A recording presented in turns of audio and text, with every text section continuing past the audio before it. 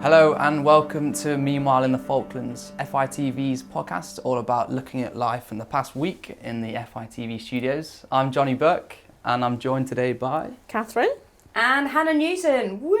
Oh, Hannah gets I'm giving myself some hype.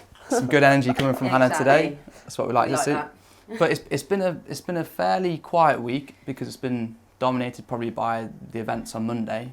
Yes, well, we were quite lucky here in the Falklands. We actually get a Monday off. We had a 4-day weekend, or a 3-day weekend, should I say. Some of us took 4 days because some of us were a bit worse for. But no, we were lucky enough to celebrate and commemorate the 39th anniversary of the Falklands War. So we all went down to the Secretariat where the Liberation Monument is. There was a big...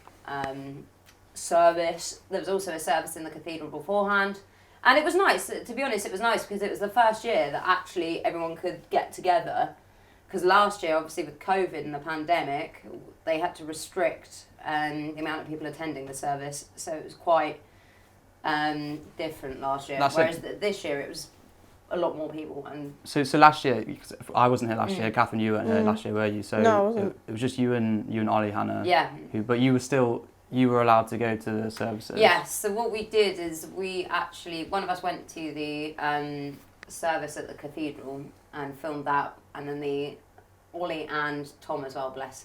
Tom, our animator, we roped him into film, went down to the service and filmed some of the commemorations, but it was very small scale, low key, obviously because of COVID. Whereas this year, I thought it was mega busy. Well, yeah, for my first Liberation Day, it was actually I thought it was really nice to see everyone turn up and like the parade of like all the different military compartments like the FIDF and the Navy and the Welsh Guards and stuff. And then like all the governor there, like all in his like proper uniform and like laying all the wreaths. Yeah. So I just thought it was really nice, and like so many people turned out to watch as well, which considering it was quite a cold day, the amount of people that turned out to actually watch the Liberation Service was really nice. I was going to say, was it what you guys expected? Because obviously it's your first Liberation Days. What did you... Yeah, it was really impressive, the way that it was clearly everyone knew what they were doing, and it was well rehearsed in terms of like the marching. So it starts off with, well, there's the service which Ollie was at, so I didn't see any of that, but the marching down the road, and then everyone, or like you say, the FIDF, and then you've got everyone coming down from Mount Pleasant, and they all were just so well ordered, and they knew obviously they'd been practicing in the parade yards, I'm guessing in Mount Pleasant, and it was the mix of the sound, so everyone obviously observing really, really silently and watching the parade as it went down, but then you're hearing just the calls of the coat of arms and stuff like that, and waiting for the governor to come in. It was really well respected, which you'd expect, but really poignant as well. Yeah, so this year was really nice because actually we had a piper for once, which we haven't had for a while, and it was quite poignant, I thought. Yeah, definitely. Really, really good. But the sounds as well, because I was in a position where I was a little bit blocked off from seeing where the marching band or the parade coming down initially, but you could hear it. So you could hear obviously the drums, and then there were some flutes playing as well. Yeah. So some guys who were marching. And yeah, it was cool. It was cool kind of to hear it in the distance, and then it slowly got louder and louder. Well, it's funny. I don't know whether you guys find this, but it's something that you don't really experience. For me, when I was in the UK, pretty much all my life, I've never really experienced that military presence and hadn't seen anything like that before. So coming here is quite eye-opening to be like, oh gosh, actually, there's quite a lot that goes on. Yeah, I mean, because I've done Remembrance Day and I think Battle Day as well, so I've like done 2 services at monuments like that and filmed, but I think Liberation Day was definitely my favourite that I've done so far. And here in the Falklands as well, I find it's so important. You know, it's so important. There's such a presence, and the military have done such a lot for the community.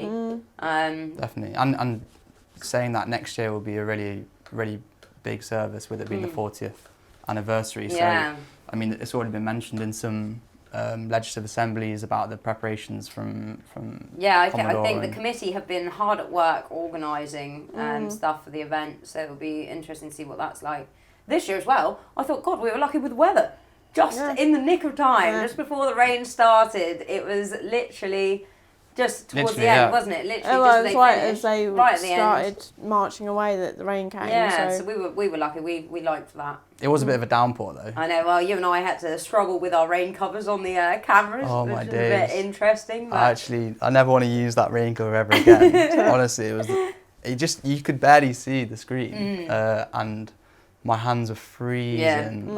That's the one thing I think. Doing all the parades and the services in the monument, Memorial season, you realise that you need a decent pair of gloves. Yeah, definitely. See, I couldn't even wear my gloves because they're like really big, thick gloves, so they're great. But then the buttons on the camera are so tiny, I couldn't actually wear my gloves. And then once I put the rain cover on it, it was just a mess. But I think we've got lots of good footage of the parade. If anyone, any listener is interested in watching the parade and seeing what we're actually talking about, check out the show this week. Yeah. We've got a very long 10-15 minute feature on it, and that's the first half of the show.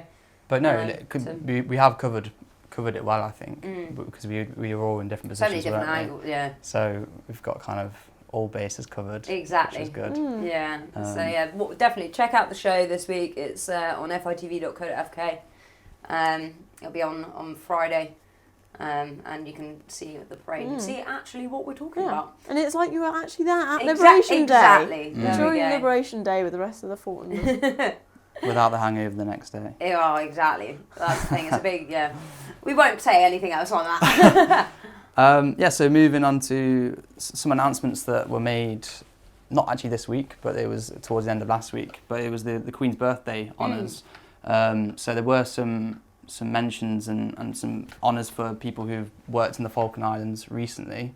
I don't actually personally know them, but you guys, do you want to talk about that? Because you worked with them and met them, so there were three honours, weren't there? So one of the honours was for a lady called Pam Trevelyan, who is the Director of Emergency Services here.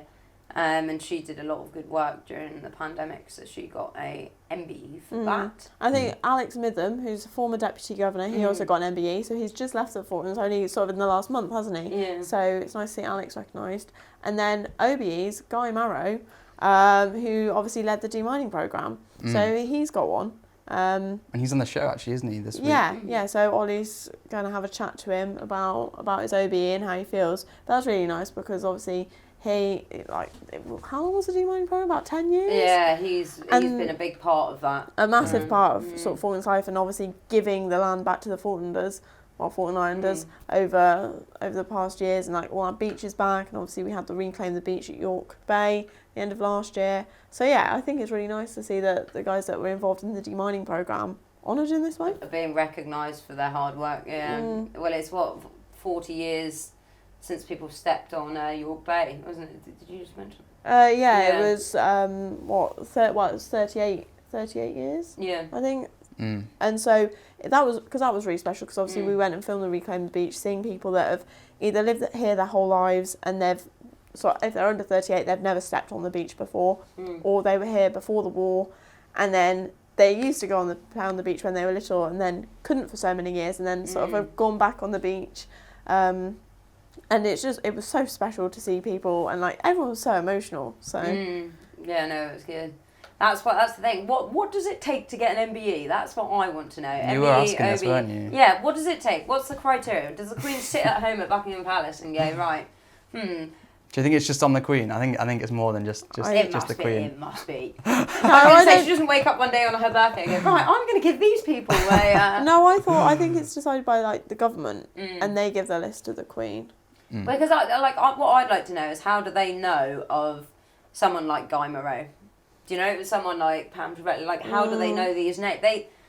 I'd find it. There must be a team of people. There must be some sort of nomination. Listener, if you know how this works, do let us know. You can nominate people for it. I think. I think you can nominate people, but also I guess if they've worked with the Foreign and Commonwealth Office, they're gonna sort of know to. Yeah. And obviously, demining was such a big thing. People are gonna know about it, aren't they? But I did hear something. I don't know if it's true, so don't fact check me on here we go, it, gossip, Jonny. It was something about the Falkland Islands, because obviously it's a small population, only around 3,000 people, but it's one of the most honoured by percentage of population or something. In the UK, that's interesting. overseas territories / UK.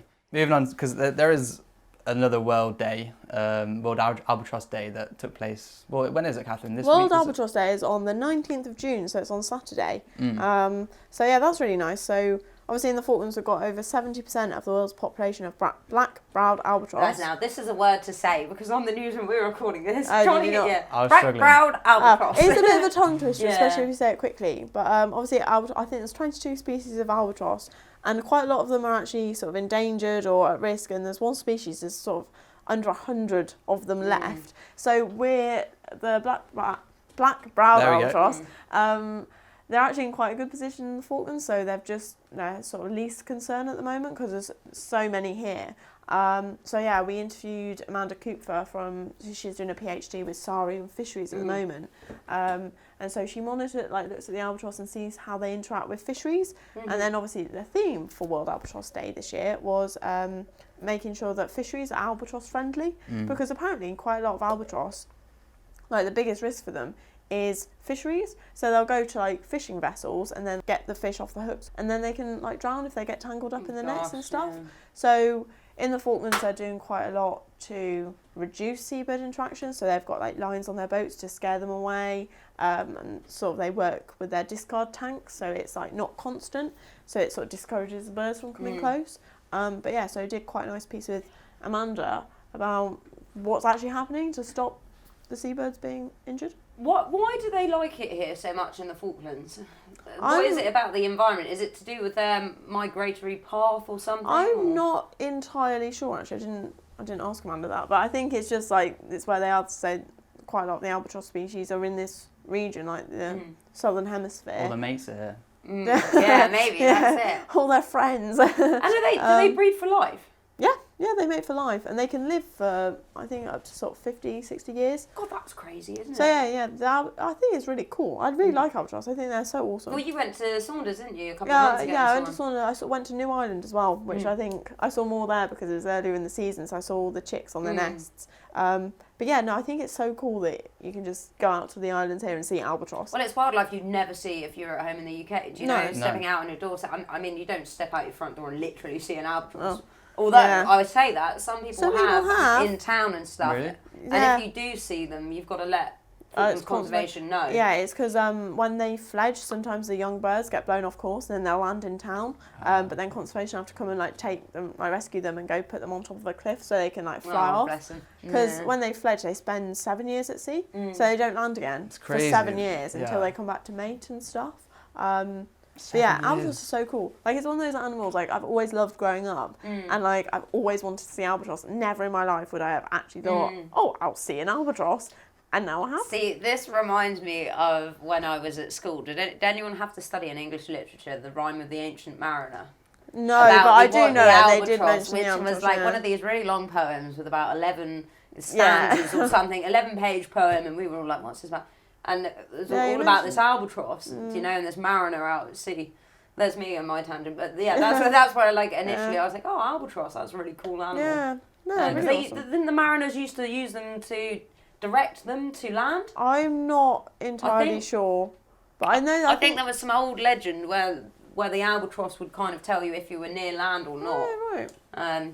I could be totally wrong about this, listener, so don't take me 100% for this, but As with most of the stuff that I've been talking about today, yeah. Don't listen to Hannah. I've got a little question for you both, testing your golf knowledge. Golf? Yeah, so if there is a link. So if you score an albatross Oh, God. in golf, What's this? how many shots have you shot below like the par level of that hole? Oh my God, Johnny's asking You've lost the me. wrong people. Honestly, Do you know what? I know know, what I but just said? is it similar to a birdie? Yeah, so I'll give you. So Is it above a birdie? birdie is one below a par score. So the par score is like when you're playing golf, and that's the average kind of score you'd be expected to make. If that makes sense. Ah. So birdie is one below, bogey is one above. Is And it what do you think an dead albatross on? is? I think an No, 'cause is that's a it par. on- So you call that. I a think par. an albatross is 2 above. I'm going for.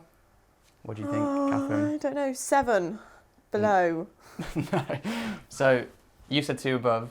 It's 2 below. That's a double bogey. 2 below is an eagle. An 3 albatross below? is 3 below. Why birds? In I don't golf, know, I don't what's know, that about? it's Where did that interesting. come from? I've got no idea because you've got birds obviously below, and then Bogeys above. But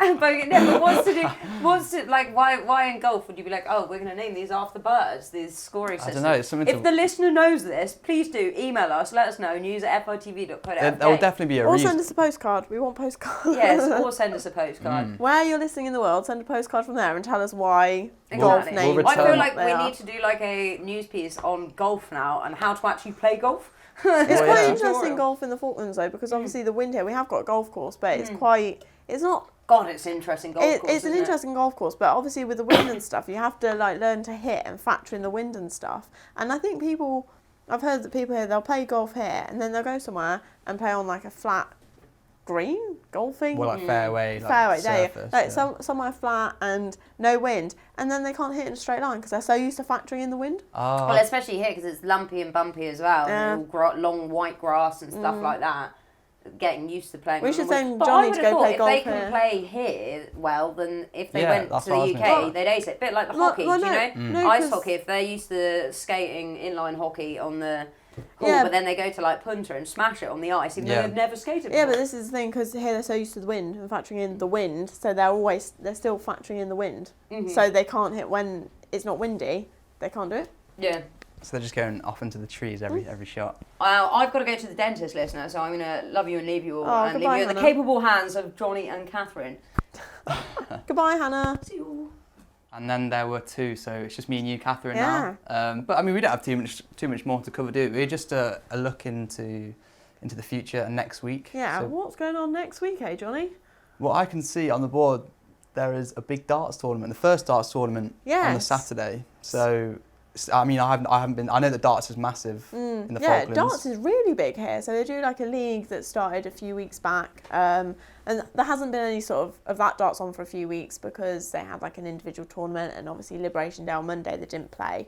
But yeah, so the first of the big darts tournaments at Town Hall on Saturday. So they have a few of these over the winter, and it's my first darts tournament as well. So Hannah should have been here to tell us more about it. But I have seen some because we film. I don't think we film everyone, but we definitely film a couple. yeah, so we'll be filming this one on Saturday, and I think so because obviously people are really into the darts and want to see it. So I think it's like a whole evening at the town hall. I think it'd be quite exciting. I'm actually. excited. Quite tense. Like the darts. I mean, have you ever seen videos of the darts at like Alexandra Palace in London and stuff like that, No, where I've everyone's on the never tables like actually. doing fancy dress? I'm picturing that'll be the same in the town hall come Saturday. But I have seen some of the coverage we've done in years past, and the quality of darts is actually really good because I mean, like you say, everyone's playing weekly, and you can't go into one of these pubs locally, can you, without seeing like at least two darts boards? Yeah. Yeah, everywhere's got darts. I've had a go at darts. I'm all right. I can hit the board and get scores, but I'm not very good at aiming. So if I have to like land on a double to finish, I'm not very good at aiming. Yeah, aiming is quite key, I think. Yeah. But this is the thing, even before I got here, I didn't have a clue about darts, and now I know that you have to finish on a double. Yeah, so that's it. It's usually, I think you start with 501, and then you try and you basically whittle that down until you get to a score that you can finish on a double. But yeah. I'm excited. I think it's going to be good. It should be a good evening. A little bit rowdy, maybe. Yeah. But no, it'd be very interesting, I think, seeing our first darts tournament. So I think that's the main one. My birthday, actually, on Friday. But yeah, all that to look forward to next week. And I think that's probably it for us this week. So thanks a lot for tuning in to Meanwhile in the Falklands. You can catch the Falklands in Focus, our show. It goes out on our website, fitv.co.uk. If you're in the Falklands, you can watch it on KTV. Usual time, 7 o'clock. Yeah, 7 on Friday. Look at that, Jonny, you've been here long enough now, you know the website. I know, exactly. I was struggling a little bit, to remember, but I got there in the end. But yeah, thanks a lot for listening, and we'll see you next week. See ya.